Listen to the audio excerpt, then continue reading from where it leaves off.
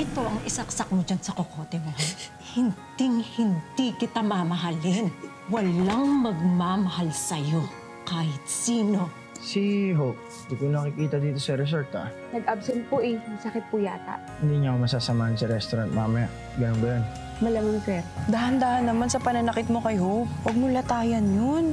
Nay, ang dami ko nakikita sa balita na nagsusumbong ng child abuse. Subukan niya. Saan ba nanggaling ang mga sugat mo? Bumangga po sa may cabinet. Nagmamadali ko kasi ako. Huwag kang matakot, Ining. Hindi mo kailangan magsinungaling. Paano kitang matutulungan? Bigla na lang bumalik yung alaala. Yung memories ko, buhay na buhay pa rin. Yung tawa niya, yung boses niya, as if nandito lang din siya. Magsusumo ka kay Jong! Wala akong pake sa sasabihin niya! Dahil alam mo kung bakit? Pag pinapili ko siya, kung kami ni Carnation o ikaw, sigurado ako, hindi ikaw ang pipiliin niya!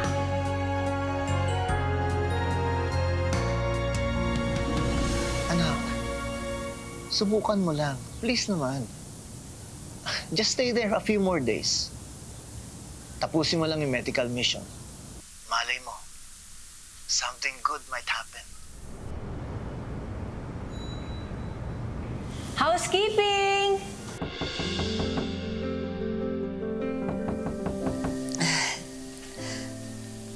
Sige pa, I'll stay. Someone's at the door. I'll call you na lang later.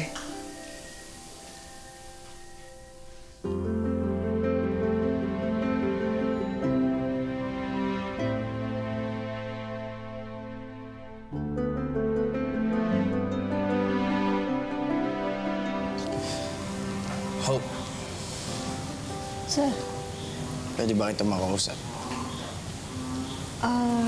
Sir, may sige na, Bessie. Ako nang bahala dito.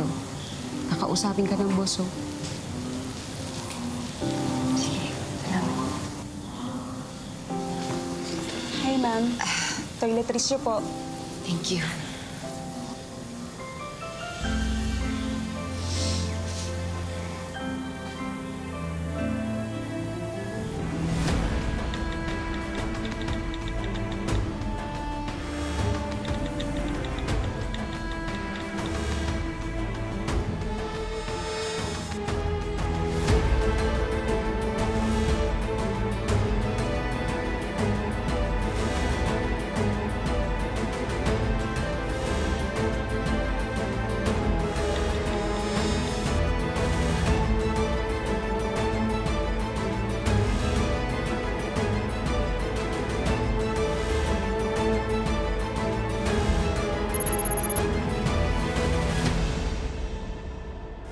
Okay ka na ba?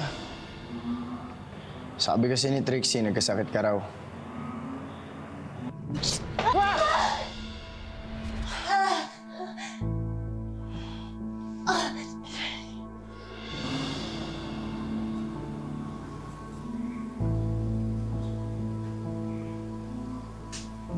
Ano yan? Wala po na, nasubsob lang ako. Okay na ho ako. May kailangan pa po kayo? Sure ka ba na okay ka na? Oo. O, edi tuloy na natin yung usapan natin. Nag-promise ka sa akin, di ba?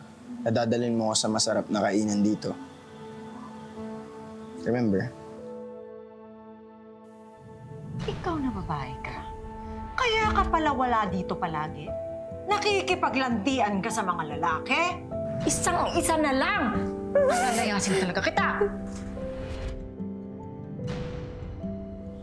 Sir, sorry po. Hindi na po pala ako pwede. Paano yung promise mo sa akin? Wala ka bang word of honor? Sir, kasi marami pa po akong gagawin. Ipagpapaalam kita sa manager.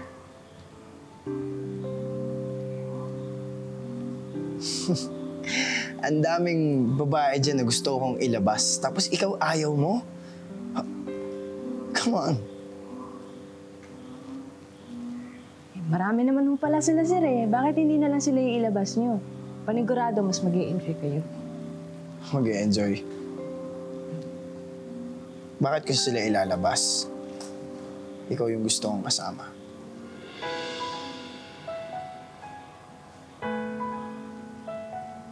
Sir, may internet naman ho.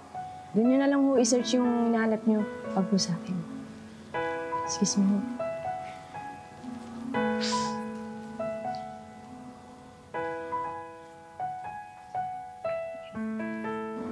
Thank you.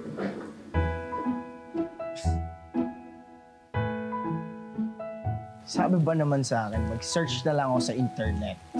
Ano yun? Ang hassle, di ba? Pinoproblema mo talaga yung babae na yun? Parang di ikaw yan ah. Hindi ko siya pinoproblema. Hindi mo pinoproblema, pero ba't galit ka? Bessie naman, ba't ka naman nagpapakipot kay Sir Ralph? Hindi lang siya gwapo, mabait pa. Pero ang hangin. Masyadong sigurado sa sarili. Eh, kesa naman walang confidence kahit konti. Ang dami ko nang iniisip eh. Iba naman yan. Kailangan ko magtrabaho ng doble. Kailangan ko mag-ipon ulit. Baduy talaga yung mga galawan mo. Mag-search ka na lang talaga sa internet. Saka isa pa, hindi ka sanay na ikaw yung nag-iaya ng date. Dude, first of all, hindi ako galit. Second, hindi ko siya niyayayang makipag-date. Okay. Sadyang curious lang ako sa mga masasarap na pagkain dito. At the same time, gusto ko lokal lang magtutour. Para authentic yung experience. Gets? Naman? Reregaluhan mo na naman si Aling Lorna. Ay, Bessie, pwede ba? Uy, mama ka lang. Hindi naman kasi para kay nanay. Para sa akin. Ay, sa wakas, nagising ka rin. Sabi mo eh, mukhang malabong mahulog si Miss Pakipot. Just sa mga pagpapakit. Nakahanap ka ng katapat. No? Nakahanap ka ng katapat. No. Mali ka, Denver. And I'll prove it. Mapapasagot ka si Miss Pakipot. Talaga lang, ha? Talaga lang. Tingnan natin. Pinagbantaan kasi ako ni nanay na isang pagkakamali ko pa daw palalayasin na niya ako. Ha?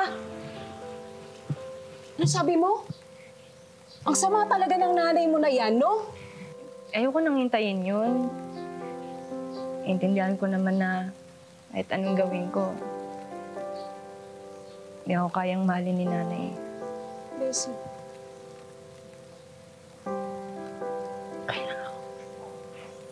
Yes, di ba? Gising na ako sa katotohanan. Nasa maling lugar ko pala hinahanap yung pagmamahal. Alam mo naman yung mga gusto ng girls, di ba?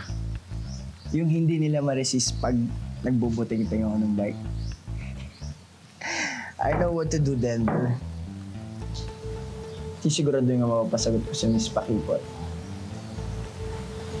Pag nalaman niya yung biker persona ko. Baka talaga.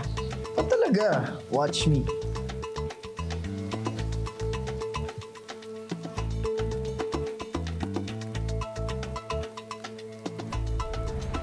Boom!